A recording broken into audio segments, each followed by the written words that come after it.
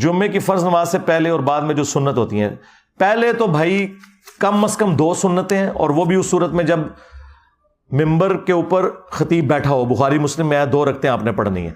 لیکن بخاری مسلم میں یہ آیا کہ جو سب سے پہلے صبح آتا ہے اسے اونٹ کی قربانی کا ثواب، جو اس کے بعد آتا ہے گائے کی قربانی، جو اس کے بعد آتا ہے تو اسے بکری یا دمبے کی قربانی، جو اس کے بعد آتا ہے اسے مرغی ذبح کرنے کا ثواب ملتا ہے، اور جو اس کے بعد آتا ہے اسے انڈا صدقہ کرنے کا ثواب. اور پھر بخاری مسلم میں یہ الفاظ موجود ہے، نبی علیہ السلام نے فرمایا کہ پھر جتنی اللہ توفیق دے تم نماز پڑھ لو. تو جمعے کے فرض سے پہلے آپ 2 4 6 8 10 جتنی بھی سنتیں پڑھنا چاہتے ہیں پڑھیں. لیکن جب خطیب ممبر پہ بیٹھ جائے تو پھر بخاری مسلم میں 2 رکعتیں پڑھنی ہیں مختصر.